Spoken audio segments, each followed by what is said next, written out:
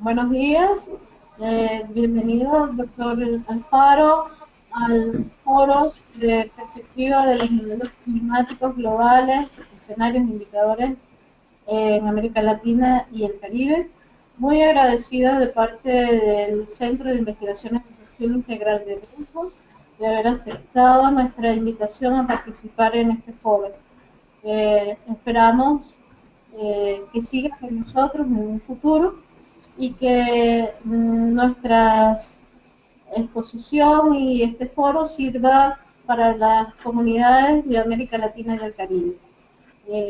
Bienvenido y esperamos pues que sea de nuestro mejor éxito y provecho para toda nuestra América Latina y el Caribe. Ok, bueno, muchas gracias por la invitación realmente para compartir un poco de lo que hacemos por acá en la Universidad de Costa Rica.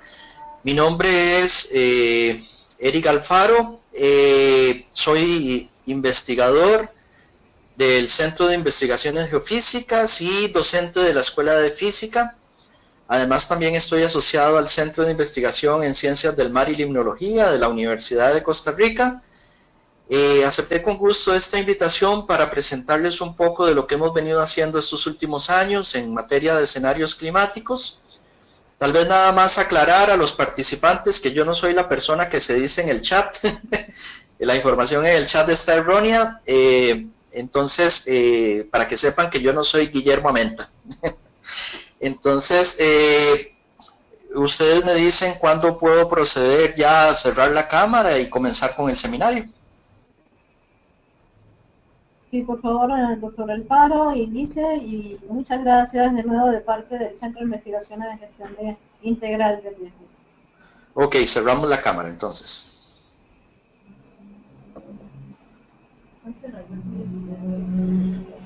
Ok, entonces se me pidió conversar un poco sobre las perspectivas de los modelos climáticos globales, escenarios e índices climáticos en América Central.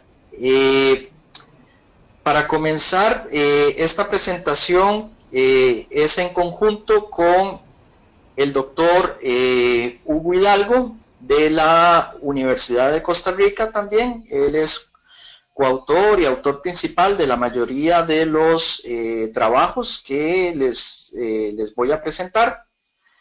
Y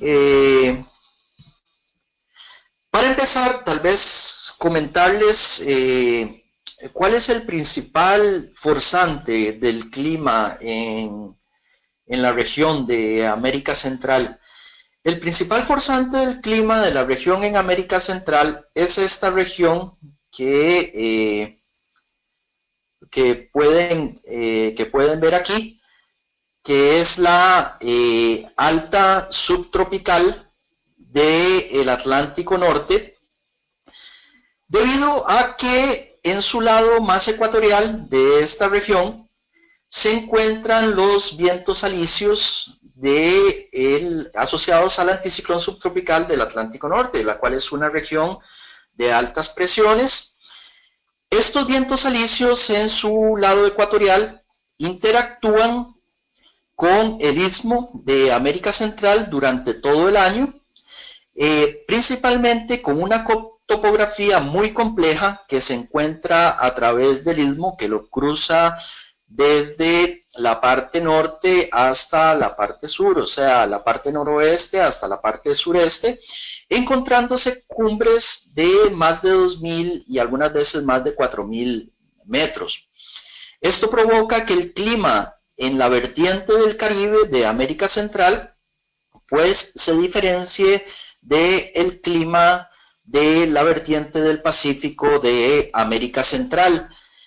Entonces, básicamente, muchas de las variaciones que nosotros vemos a través del ciclo anual del clima en América Central es debido a variaciones en la intensidad de este flujo alisio, ¿verdad?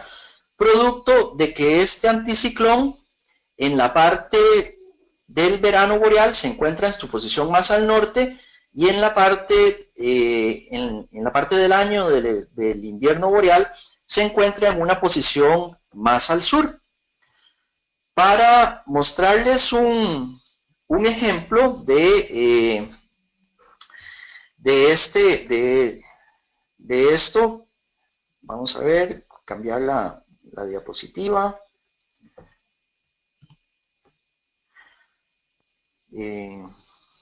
Todavía no cambia.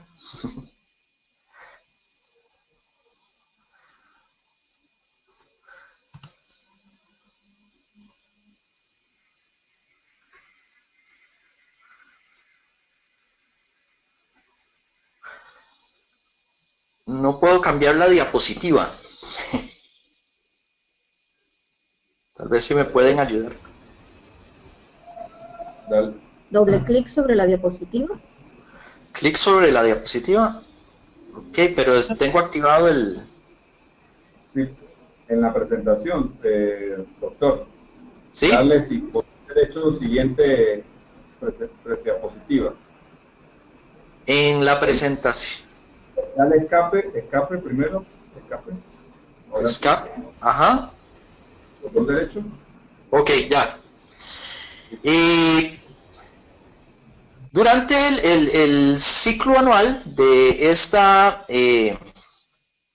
estos vientos encontramos una característica muy particular de la región del Caribe, que es la región que se encuentra cercano a las costas de América Central y en donde estos vientos presentan un máximo a lo largo del año, principalmente en julio y en febrero.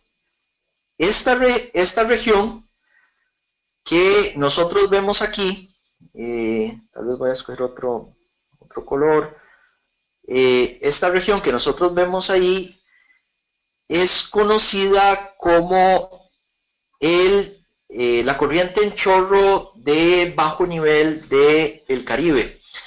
Y estos 500 kilómetros de vientos fuertes que encontramos en la región del Caribe son muy importantes para el transporte de humedad desde distintas zonas oceánicas hacia la región del Istmo de América Central.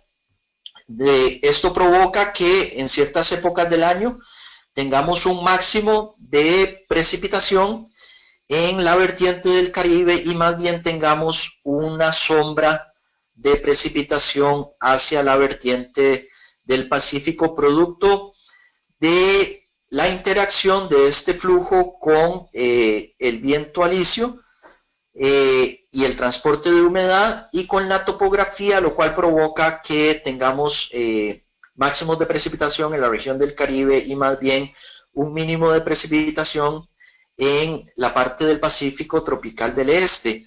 Este mínimo de precipitación que se produce durante el verano boreal en el Istmo Centroamericano es conocido también como el veranillo o la canícula. Entonces, vamos a ver. Y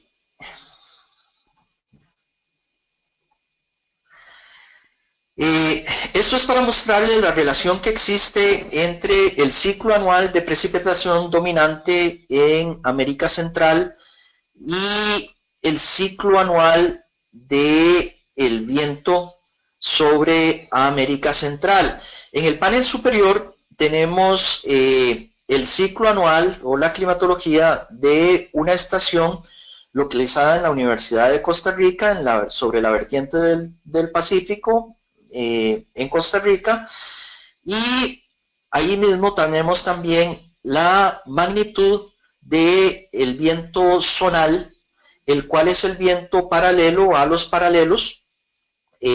La convención que usamos en meteorología es que cuando este viento se dirige hacia el oeste es negativo. Entonces, entre más negativo sea, quiere decir que el viento alisio es más fuerte. Nosotros vemos que durante los meses del invierno boreal, ¿verdad?, principio de año y final de año, cuando este viento zonal es bastante intenso, es cuando casualmente nosotros tenemos un mínimo de precipitación sobre la región centroamericana. Luego de abril, nosotros vemos que la magnitud de este viento zonal va disminuyendo y esto está acompañado con un incremento en las precipitaciones, principalmente durante mayo y junio. Esto es lo que nosotros llamamos el primer pico de la estación lluviosa. Posteriormente se da un nuevo incremento durante la aparición del jet de bajo nivel que les comenté, la corriente en chorro de bajo nivel del Caribe que les comenté en el Caribe,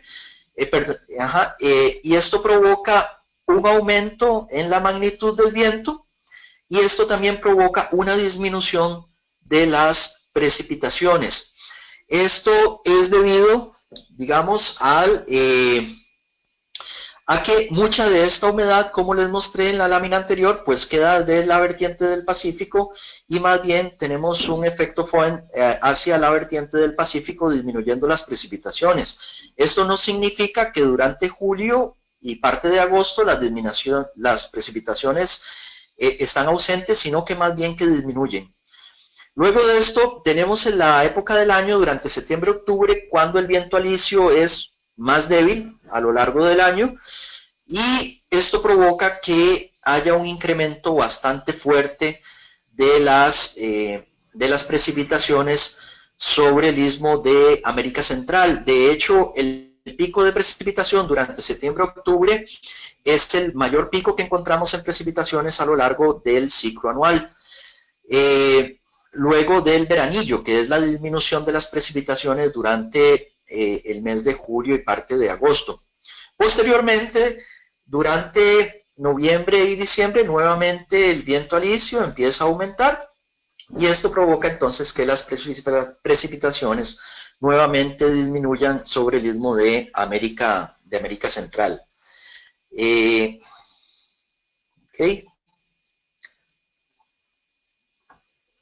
Vamos a ver. Otro forzante muy importante del clima en la región centroamericana es una fuente de variabilidad climática conocida como el Niño Oscilación del Sur. El Niño la parte oceánica y la Oscilación del Sur la parte atmosférica. Esto se manifiesta como un calentamiento, como se puede observar acá, ¿verdad? Como un calentamiento durante las fases cálidas en el Pacífico ecuatorial del Este, o como un enfriamiento en esta misma región durante las fases frías, las cuales son conocidas como la Niña. ¿Por qué influye sobre el clima de América Central? Porque cuando esta región que tenemos acá tiende a estar más caliente de lo habitual, la zona de convergencia intertropical, que es la convergencia entre los vientos alisios del Pacífico del sur, del anticiclón del Pacífico Sur y el anticiclón del Pacífico Norte, tiende a quedarse en posiciones más hacia el suroeste con respecto al istmo de América Central. Esto provoca una disminución bastante generalizada sobre el istmo centroamericano, mientras que cuando esta región más bien tiende a estar más fría durante los eventos de la Niña de lo que normalmente uno podría esperar, la zona de convergencia intertropical tiende a tener posiciones bastante cercanas al istmo de América Central, lo cual provoca un incremento generalizado de las precipitaciones durante la época lluviosa que registramos en Centroamérica. A ver.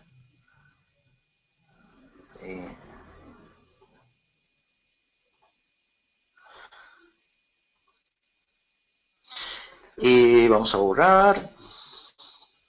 Otra fuente de variabilidad climática muy importante de considerar en América Central es casualmente la variabilidad observada en el Atlántico tropical norte. Y es importante porque durante los eventos fríos que se observan en el Atlántico tropical norte, la magnitud del viento alisio tiende a aumentar, producto de un reforzamiento que tenemos en el anticiclón que les mostré aquí, el anticiclón subtropical del Atlántico norte. Esto aumenta el viento alisio y entonces la precipitación sobre América Central tiende a disminuir. Mientras que durante los eventos cálidos en esta región del Atlántico norte tiende más bien a presentarse una disminución en la magnitud del viento alisio, y entonces cuando hay disminuciones del viento alisio, como les mostré en la lámina del ciclo anual, tenemos un factor favorable para el desarrollo de convección profunda sobre el istmo de América Central, y las precipitaciones pues tienden a aumentar. Ahora, ¿qué indican las observaciones? ¿Qué hemos observado en cuanto a cambio climático y variabilidad natural del clima en América Central? Básicamente, hay un estudio que se hizo por parte de Aguilar y colaboradores en el 2005, en donde se tomaron muchos registros meteorológicos en el istmo y se analizaron distintos índices relacionados con cambios o tendencias que se pudieron haber observado en el istmo de América Central, muchos de ellos relacionados con eventos extremos como los días más calientes, las noches más calientes, días más fríos, noches más fríos, días muy lluviosos, días poco lluviosos, etc. Entonces, este estudio mostró, y en esta lámina en negrita estoy resaltando lo que mostró este estudio como significativos, como resultados significativos. Mostró que hay una tendencia bastante generalizada sobre el istmo de América Central hacia avanzar con hacia condiciones más cálidas. O sea, la temperatura podríamos decir que muestra una señal bastante coherente hacia un calentamiento, digamos, por lo menos observado en la región del istmo de América Central. Sin embargo, la señal de precipitación no es tan coherente como la señal de temperatura. Si bien es cierto, algunos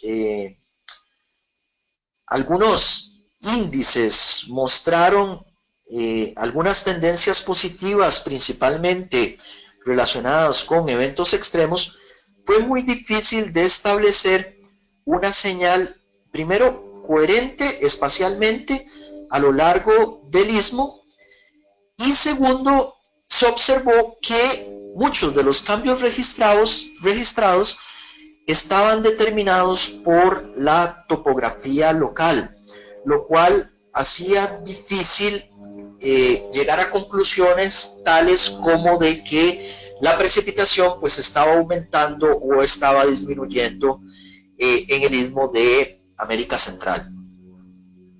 Vamos a ver.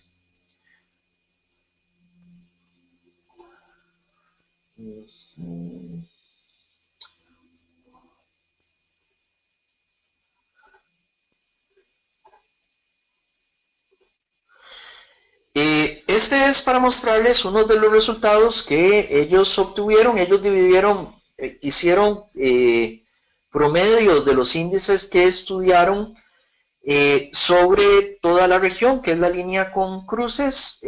Lo dividieron también en una parte sur del istmo, que es la parte sur del istmo, sí, que es la línea con asteriscos, y una parte central que es la línea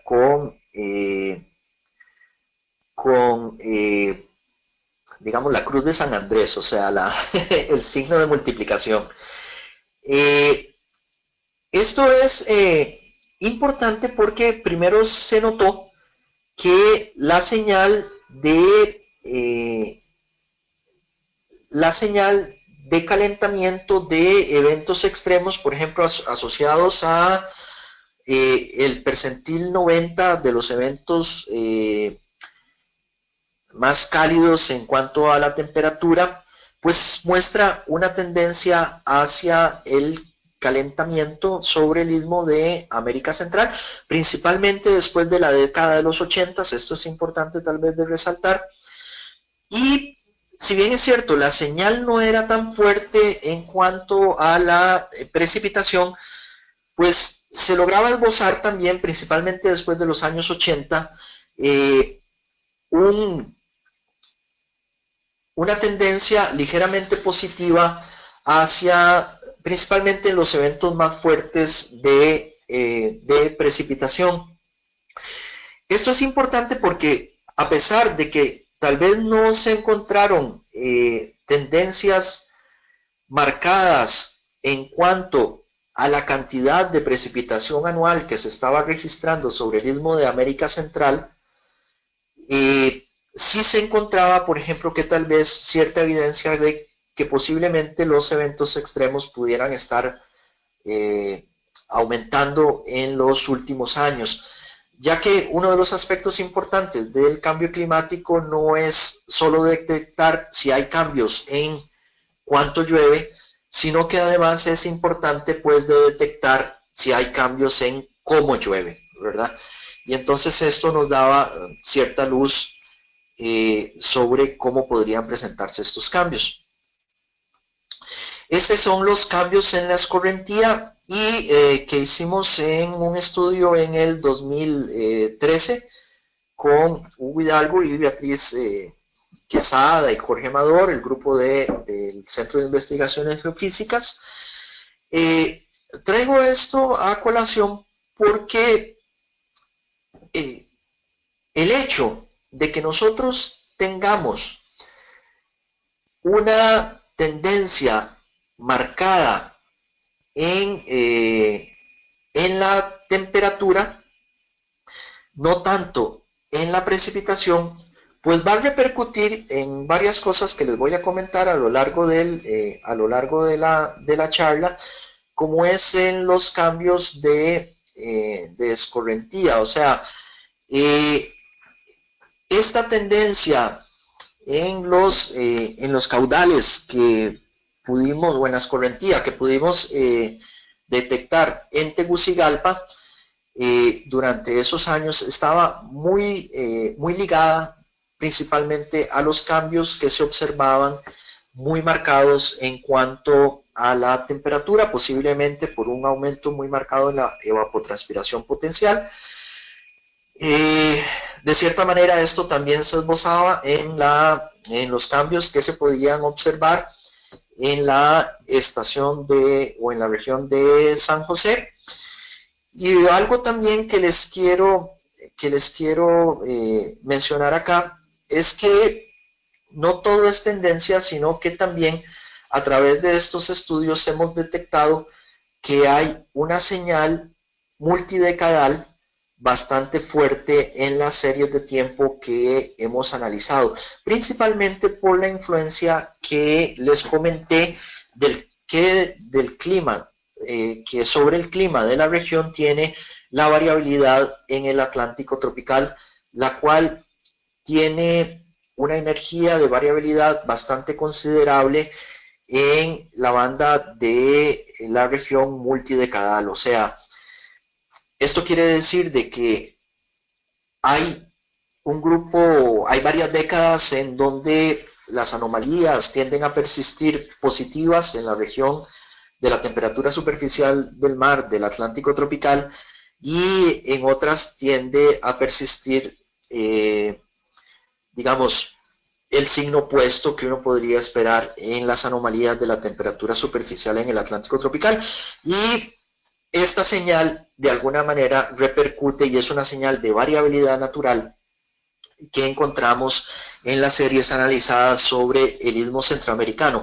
¿Por qué es importante? Vean que esto es importante porque si nosotros analizamos series únicamente a partir de 1970 hacia el futuro en San José, podríamos llegar a la conclusión errónea de que tenemos una tendencia muy marcada negativa en cuanto a la escorrentía de esta región. Esto, si nosotros lo analizamos a partir de la época previa de los 1950, vemos que hay otros periodos en donde también la escorrentía tuvo valores bajos como los que se vieron también entre la época del 2000 y el 2010. Entonces, es bastante importante de considerar de que no todo podría estar asociado a cambio climático, sino que es bastante importante hacer el análisis de cuáles son las señales de variabilidad natural presentes en el sistema para nosotros poder detectar y poder llegar a un proceso de atribución de los fenómenos observados sobre el istmo de América Central.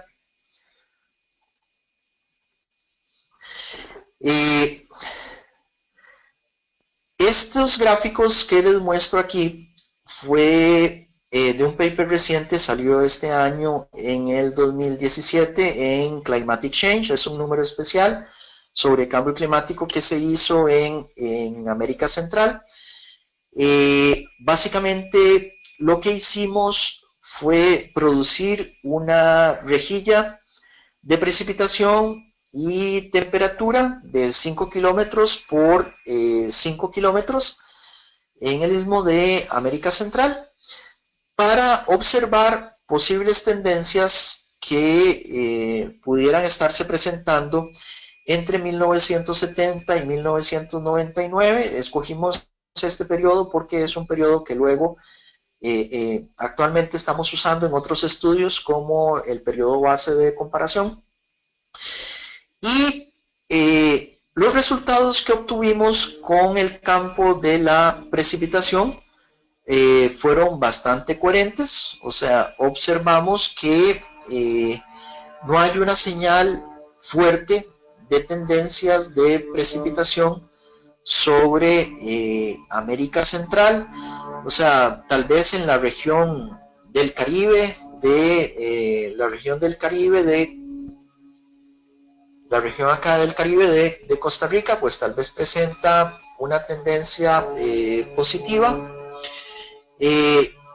Sin embargo, lo que sí encontramos fue una tendencia marcada al calentamiento en una vasta región del istmo de América Central, o sea, vemos que principalmente en el norte, a partir del Golfo de Fonseca, ¿verdad?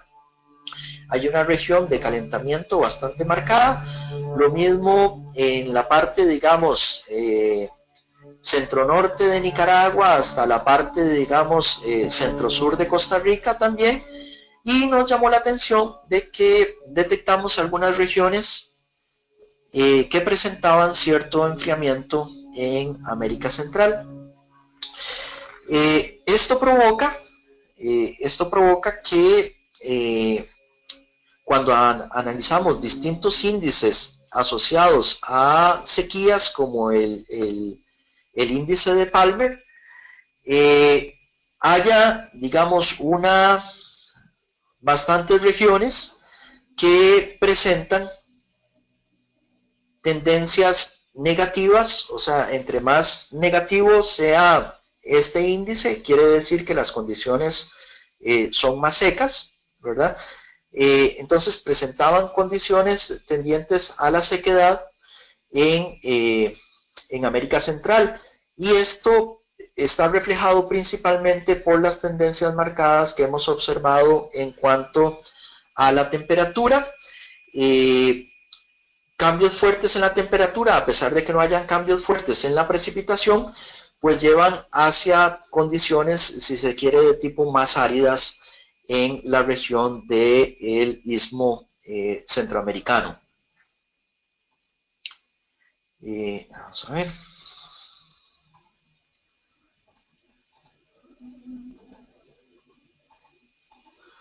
Vamos a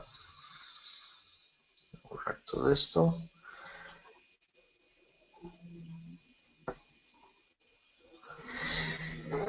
También analizamos los datos de estaciones para distintas épocas del año. Aquí les estoy mostrando las tendencias anuales observadas entre 1968 y el 2012 en 122 estaciones con registros diarios para distintas variables. En el panel superior izquierdo observamos las tendencias encontradas para los acumulados.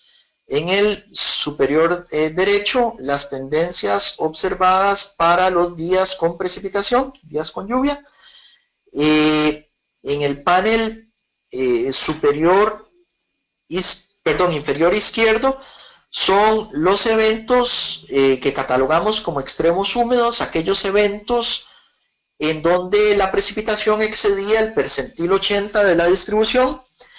Y en el panel inferior derecho, aquellos eventos catalogados como extremos secos, que son aquellos eventos en donde la precipitación era inferior al percentil 20 de la distribución. Nuevamente, ustedes pueden observar de que es muy difícil o no encontramos una tendencia generalizada a lo largo del istmo de América Central. Tal vez la única tendencia que fue un poco más coherente, aunque no totalmente generalizada, con cosas difíciles de explicar, es que la mayoría de las estaciones, pues, o un grupo importante de estaciones, presentaba una tendencia positiva hacia el aumento de los días con precipitación en el istmo de América Central.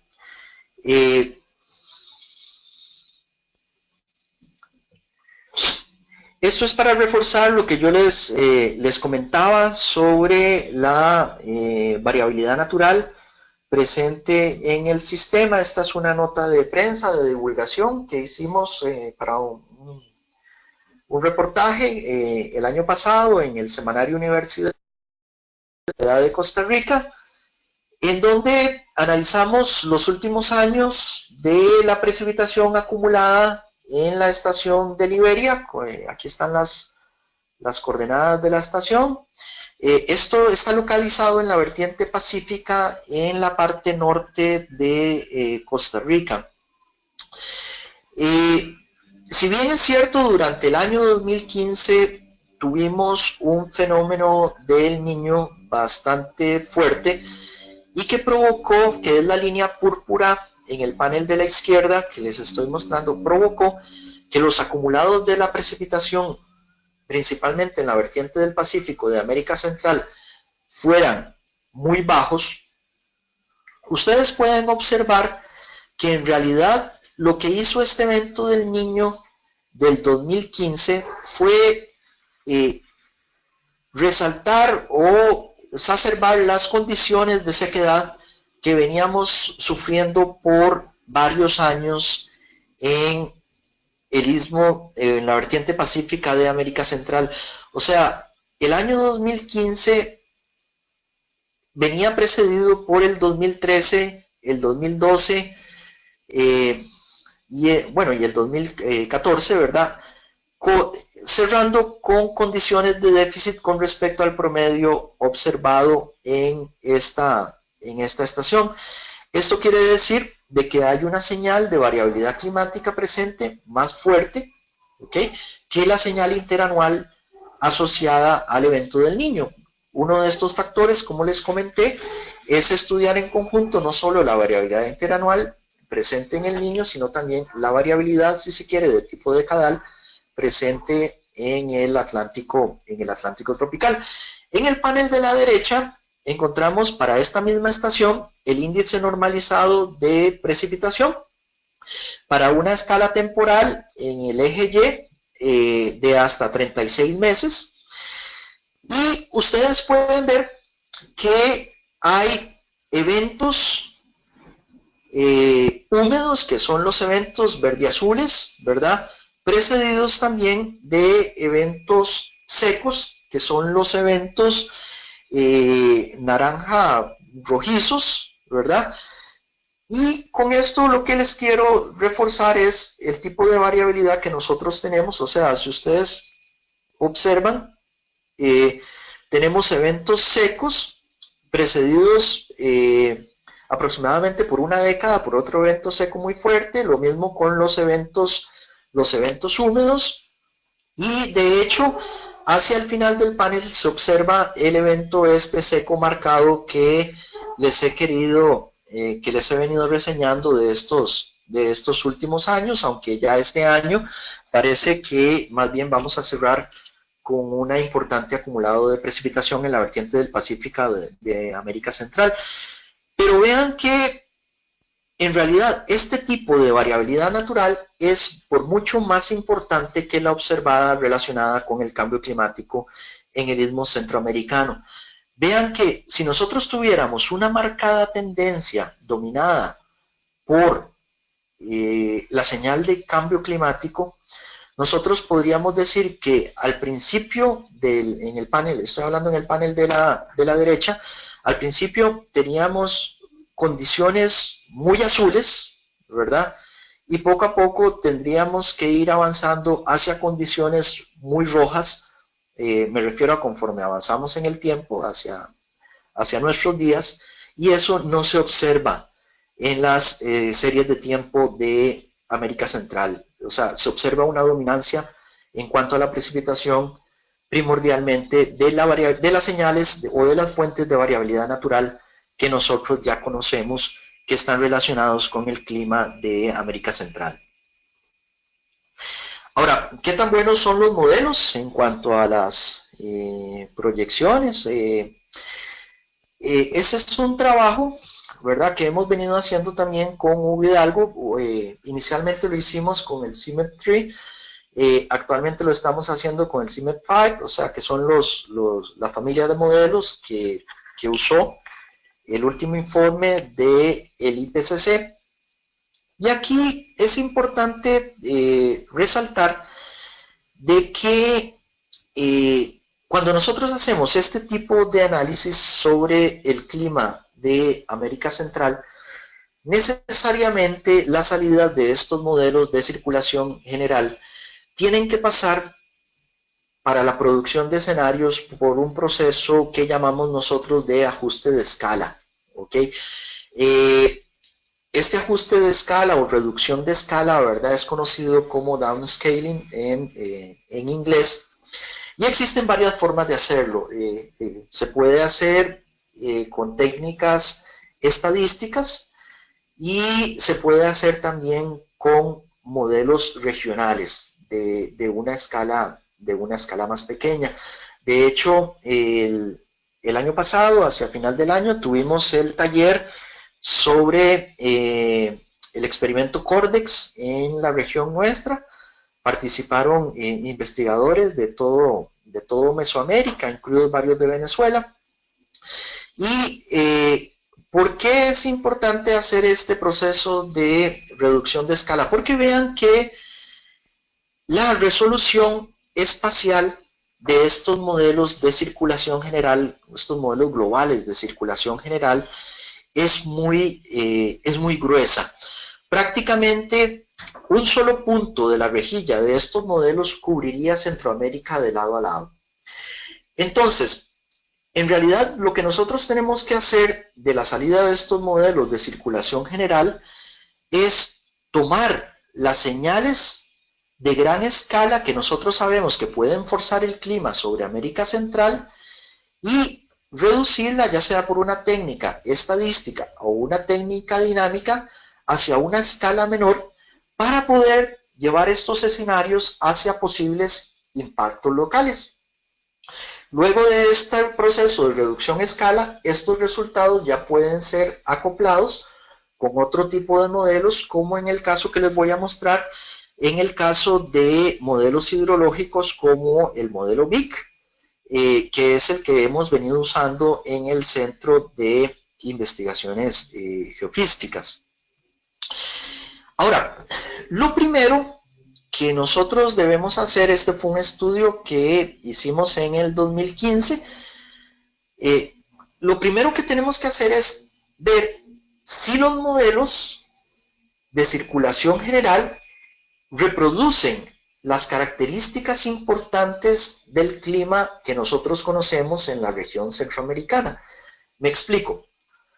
Si uno de estos modelos, por ejemplo, sobre la vertiente del Pacífico, no reproduce el ciclo bimodal en la precipitación o en el viento que yo les mostré, pues posiblemente es un modelo que no está capturando procesos físicos importantes para la determinación del clima de América Central.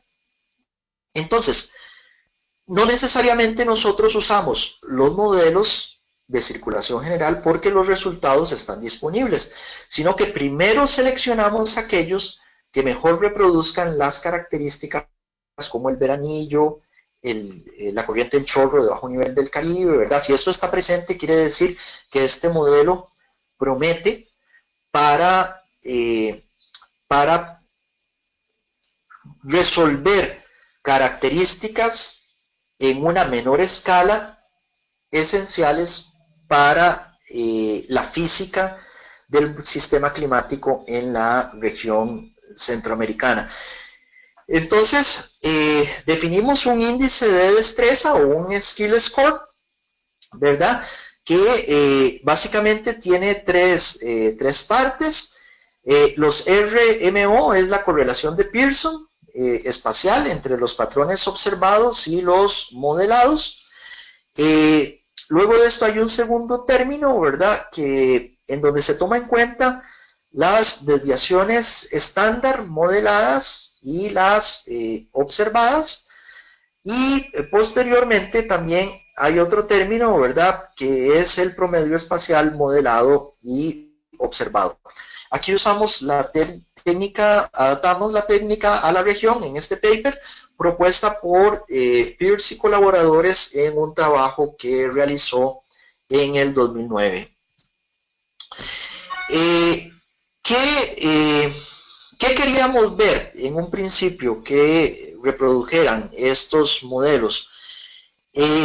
Para nosotros era importante que reprodujeran el ciclo anual de la precipitación, pero que también reprodujeran el ciclo anual de la temperatura, o sea, que también reproduce, por ejemplo, las temperaturas de los eneros, las temperaturas de los febreros, y así hasta diciembre, ¿verdad?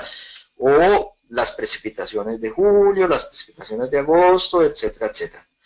Pero además de eso, que también reproducía la desviación estándar presente, digamos, en el sistema climático, o sea, qué tanto era coherente en su desviación estándar, que es la señal de variabilidad de la serie de tiempo, ¿verdad? También del ciclo anual de los eneros, febreros y así hasta diciembre, tanto en el campo de la precipitación y la temperatura. Y otro aspecto que tomamos en cuenta por ser la señal de variabilidad más importante sobre la región es que también estos campos reproducían su correlación con la señal de variabilidad climática asociada al ENSO, o sea, o al ENOS, al Niño Oscilación del Sur, a través también del ciclo anual, o sea, a través de, digamos, principio de año, final de año, así hasta anualmente, ¿ok? Aquí, de hecho, en la parte final están las estaciones climáticas que usamos: diciembre, enero, febrero, marzo, abril, mayo, junio, julio, agosto, septiembre, octubre, noviembre, y la señal anual, ¿ok? Una vez determinado esto, lo calculamos qué tan buena era la coherencia de ese modelo con lo observado a través de una distancia euclidiana, o sea, la suma de una distancia euclidiana. Esto lo usamos para combinar los distintos skill scores de diferentes patrones en un solo índice para calificar los modelos. Entonces, por ejemplo, aquí el primer término lo que me está diciendo es el skill score, si es 1, es una concordancia perfecta, ¿ok? Entonces, si el skill score de la precipitación, de las medias de la precipitación observadas de ese modelo en enero es 1, o sea, tenemos una concordancia perfecta, vean que el primer término es 0, ¿ok? Y así sucesivamente. Por ejemplo, si lo hace en febrero, también este término es 0, etcétera, etcétera, y así hasta el final. Vean que entre más pequeña sea esta sumatoria de 1 menos el índice, el skill score, la habilidad de ese modelo, ¿verdad? Si este delta tiende a 0, quiere decir que es un modelo que lo hace bien sobre el istmo de América Central. Y entre más grande sea el delta que encontremos, quiere decir que las diferencias entre lo observado en América Central y lo modelado aumentan. ¿Ok? Entonces, lo deseable es que este delta sea lo más pequeño posible para nosotros calificar este modelo como bueno en la región de América Central. Y entonces utilizamos 107 salidas de modelos, de los diferentes modelos de circulación general usadas en el CIMEP5, y así se fueron categorizando. Entonces esta es, no les voy a mostrar las 107 lógicamente, pero esta es, digamos, la primera parte de la tabla que producimos en ese artículo del 2015, y aquí los ordenamos, ¿verdad? De acuerdo en la última columna los ordenamos de acuerdo al ranking que observamos en cuanto a su labor de modelado que hacen en América Central. Vean que no necesariamente el que tenga ranking 1 quiere decir de que en todos los aspectos él ocupó el primer lugar, ¿ok? Simplemente lo que significa, ¿verdad?, es que la suma de las desviaciones en el delta que les mostraba en la lámina anterior fue la más pequeña, ¿ok? Entonces, estos son los primeros modelos que posteriormente usamos en diferentes estudios. Nosotros lo que hacemos es seleccionar el grupo o simplemente el grupo de los primeros 14 o 13 modelos sobre América Central para producir entonces nuestros ensembles de proyección y los usamos para producir nuestros escenarios de cambio climático sobre el istmo centroamericano a partir de la salida de los modelos del CIMEP5. ¿Okay? Este es solo para mostrarles una, digamos, un poco qué era lo que se hacía. Esto es la comparación entre patrones modelados y observados. Esta es la temperatura para los mejores 13 modelos. En el panel superior hay un cuadrito en rojo que ustedes pueden observar. Esta era la región de comparación nuestra. O sea, nosotros no comparábamos con toda el área mostrada en los diferentes mapitas que están acá, sino que la comparación para producir el delta, o la distancia euclidiana, se usaba únicamente los puntos encontrados en esta región donde dice REAND, que significa reanálisis, ¿verdad?, que fue lo que usamos como observado para compararlo con las distintas salidas de los modelos. En cuanto a temperatura, fue bastante coherente, o sea, hubo correlaciones, si se quiere, bastante altas de las salidas de los modelos con los campos de temperatura. Sin embargo, en cuanto a la precipitación, si nosotros vemos todo el mapa, pues sí no hubo mucha, no hubo mucha concordancia en el mapa grande, digamos, que muestra esta figura, pero recuerden que nosotros estábamos comparando con el cuadrito en rojo, que está acá. Esa es la región de comparación, y muchos de esos modelos pues hacían, digamos, una buena reproducción de los patrones que nosotros conocemos importantes del clima en la región. Este es para mostrarles también la teleconexión con el niño, ¿verdad? En el área en rojo, o sea, qué tanto se correlacionaba con el niño.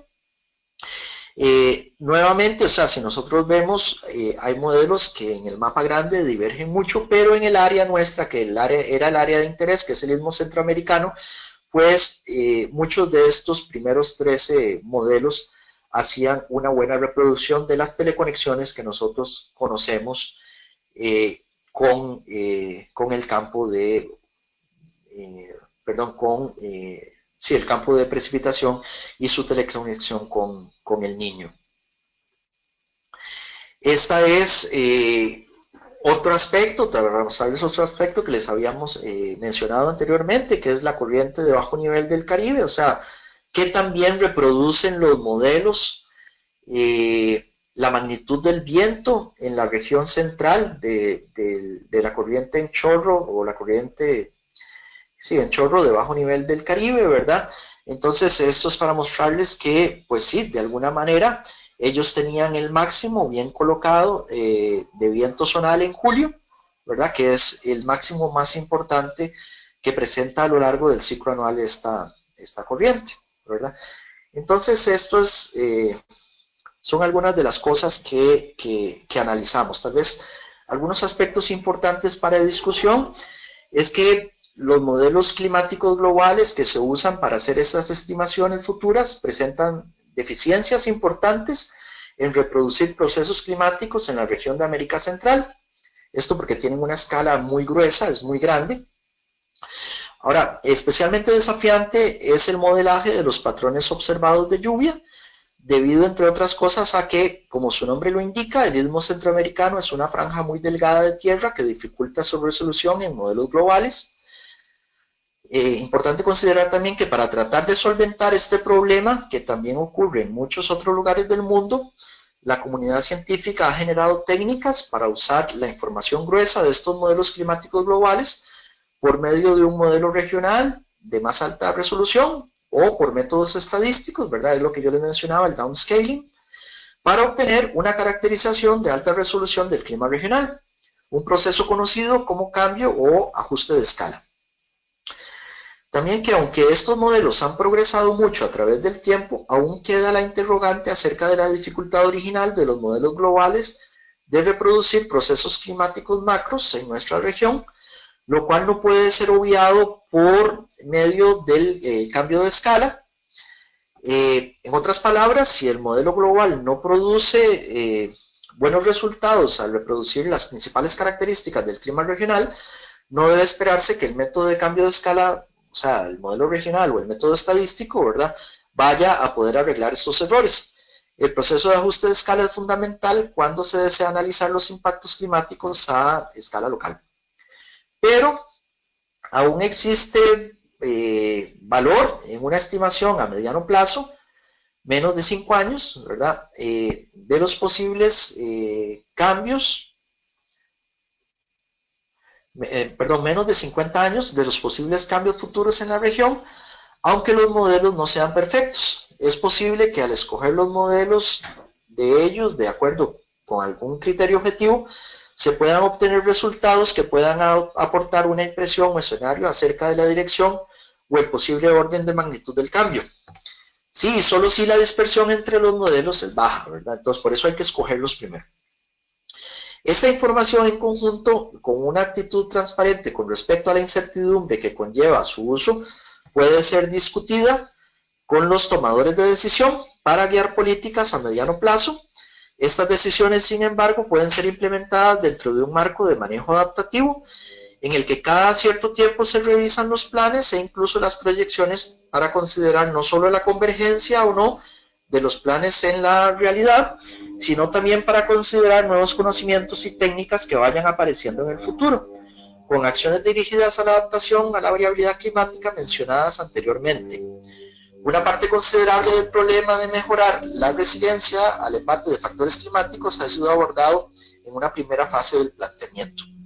Ahora, ¿qué nos indican estos modelos hacia el futuro? Nosotros entonces, una vez escogidos los modelos de esta versión de CIMEP5, podemos hacer el ajuste de escala. En este caso hicimos el ajuste de escala estadístico de 5 por 5 kilómetros para hacer en una primera fase proyecciones desde 1979 al 2049. Actualmente estamos trabajando en las proyecciones hacia finales de siglo. En una primera fase tenemos los datos mensuales, o sea, tenemos las salidas de estas proyecciones a nivel mensual, tanto de precipitación y temperatura, para cubrir aproximadamente 17.000 puntos de rejilla en América Central, con los 14 mejores modelos que les mostré en la lámina anterior de Alfaro, Hidalgo y Alfaro 2015, y los escenarios que usamos de concentraciones fueron el RCP 4.5 y el RCP 8.5. O sea, recuerden que ya en este último informe del IPCC ya no se usan escenarios de emisiones, sino que lo que se usan son escenarios de concentraciones. Esta es la diferencia en este slide de tiempo del 2029 al 2049, de los escenarios históricos, que es el periodo que yo les había mostrado anteriormente, y algo que pudimos ver, estas líneas negras que se ven acá, estas líneas negras lo que representan es la significancia al 95%. Algo que pudimos ver es que hay una señal hacia condiciones más secas en la parte norte del istmo de América Central y principalmente en Panamá, perdón, hay una tendencia hacia condiciones, si se quiere, más lluviosas.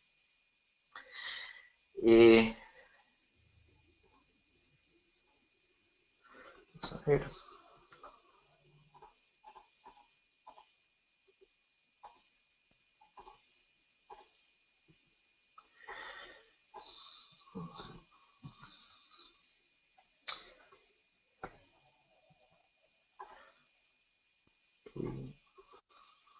Esta es voy a borrar acá, esta es los escenarios que hemos encontrado en cuanto al campo de temperatura. O sea, en el campo de temperatura todos los puntos presentaron tendencias significativas, estadísticamente significativas, hacia un calentamiento generalizado en la región de América Central. O sea, los modelos nos están diciendo que vamos a experimentar condiciones más calientes, por lo menos hacia esta línea de tiempo de mitad del siglo XXI.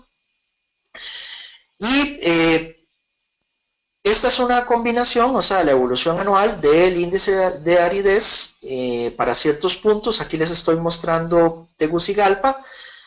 Vean que si bien es cierto, hay cierta señal hacia condiciones más secas en cuanto a precipitación en Tegucigalpa, que es la capital de Honduras, al norte del istmo centroamericano. Sí, la señal es más marcada en cuanto a la temperatura, hacia condiciones más cálidas. Y la combinación de estos resultados provoca que el norte de la región vaya evolucionando hacia condiciones más áridas.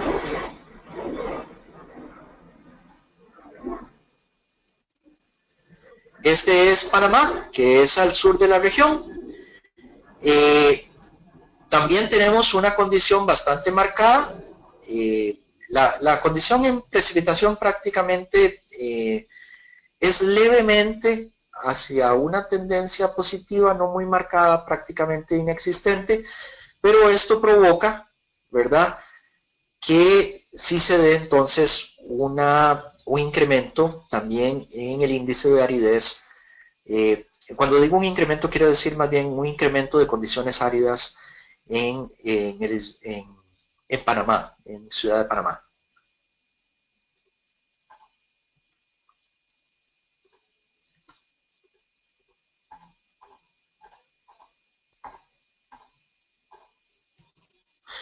Esto es el ciclo anual de Tegucigalpa.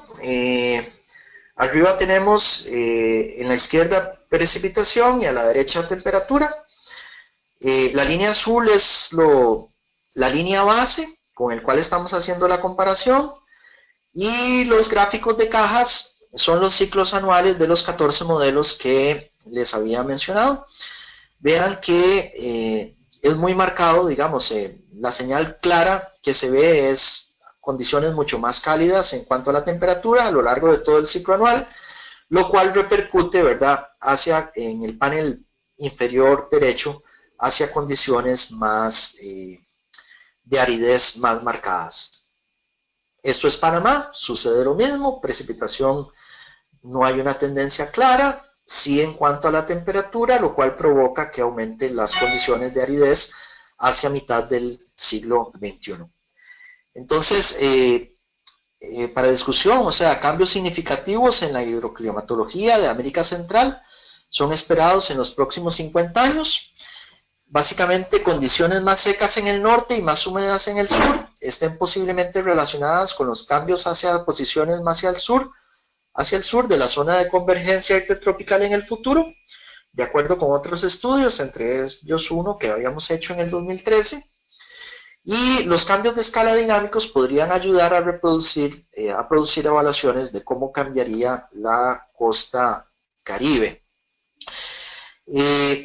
Con todo esto que les he mostrado, quiero cerrar, digamos, aquí con esta lámina. Esta lámina muestra, digamos, los principales actores del sistema físico-climático presente en América Central. O sea, todavía hay mucha incertidumbre porque para explicar por qué aumenta o por qué disminuye, por ejemplo, la precipitación en América Central, debemos conceptualmente entender si esto está relacionado con un mayor o menor transporte de humedad, con una mayor o menor magnitud de la corriente en chorro del del Caribe, si esto está relacionado con desplazamientos más hacia el suroeste de la zona de convergencia intertropical, cómo influye, cómo va a cambiar esto también los vientos en altura, vamos a tener un aumento de la cortante vertical, o vamos a tener una disminución de la cortante vertical, etcétera, etcétera. Y todo realmente en cuanto a entender bien este modelo conceptual que nos explicaría el eventual cambio climático en América Central, todavía hay mucho trabajo que hacer.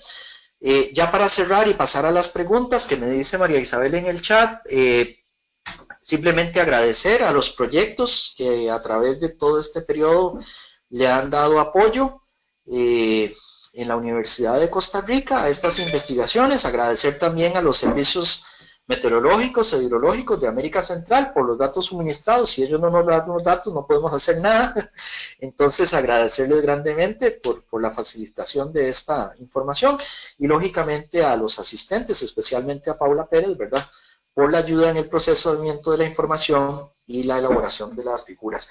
Entonces, con respecto a los organizadores, yo sé que estoy pasado en el tiempo, no sé si hay tiempo para preguntas o cómo lo van a manejar.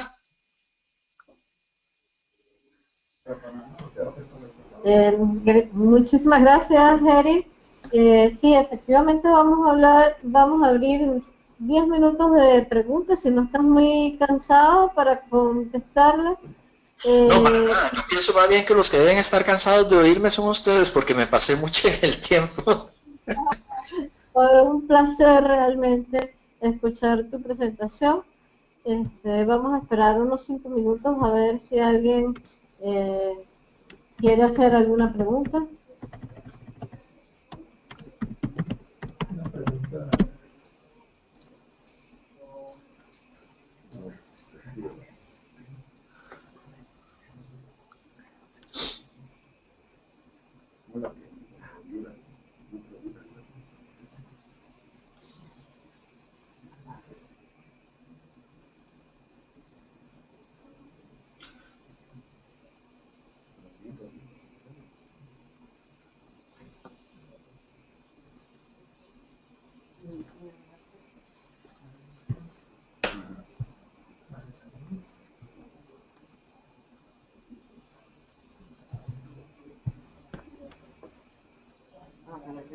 Sí.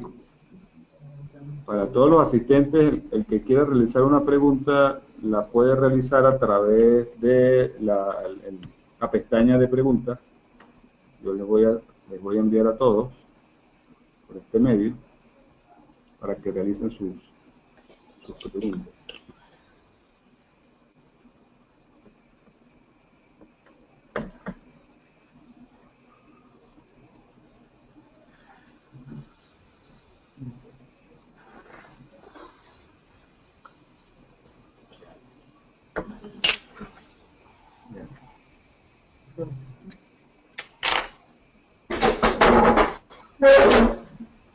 Eric, el profesor Luis Mora, especialista en recursos hídricos, está preguntando si este análisis de índice de aridez lo realiza para El Salvador en general. ¿Fue realizado para alguna localidad de El Salvador? Sí, se realizó para todo el istmo centroamericano a una escala de 5 por 5 kilómetros. Estos resultados, o sea, el mapa general de los escenarios que yo les mostré se hizo para una escala de 5 por 5 kilómetros. Tal vez aclarar eso. Podríamos hacerlo para El Salvador.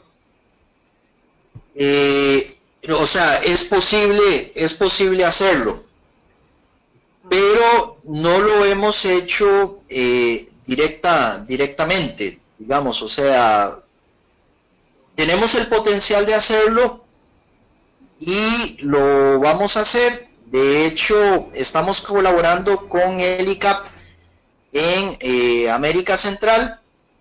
Hay 2 municipios en este proyecto del ICAP en el cual vamos a analizar todos estos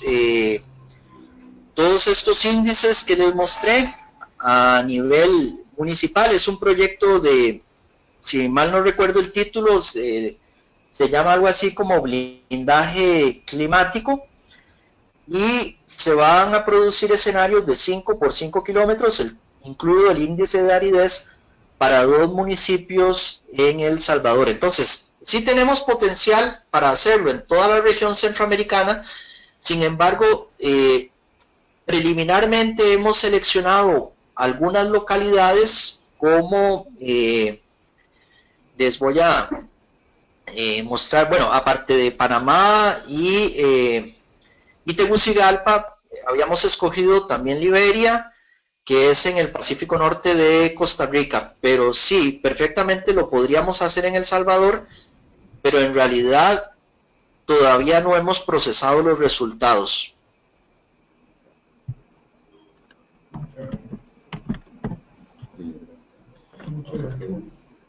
Muchas gracias, Eric. Estamos esperando otra pregunta.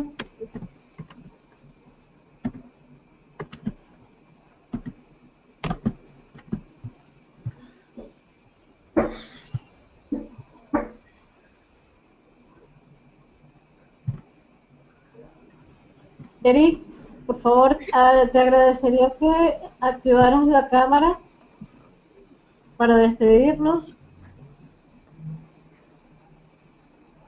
Ok, en un momento la activo.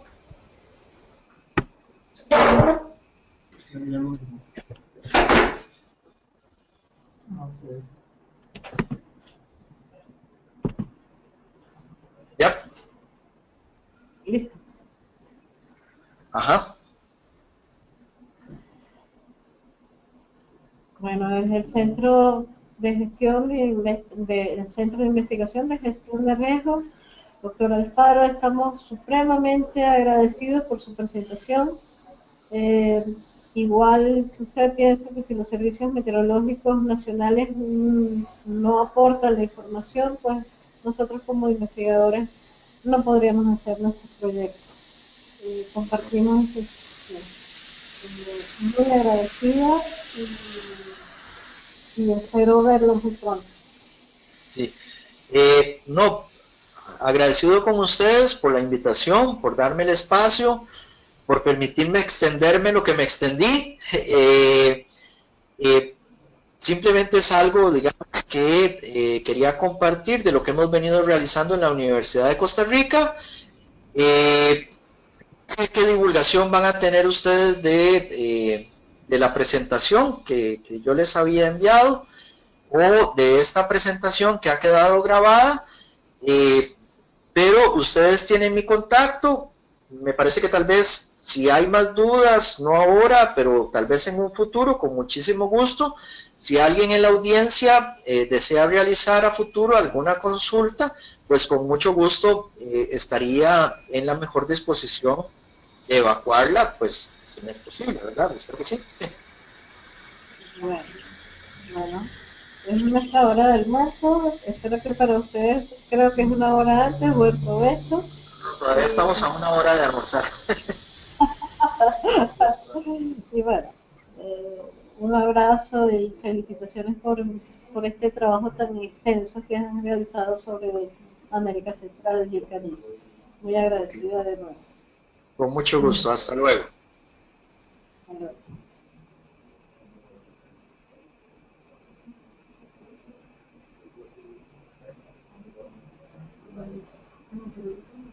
Ay, ¿te lo pagué? No, no hay problema. Así que, pero entonces, ¿cómo bajamos la presentación para que la gente lo tenga? Okay.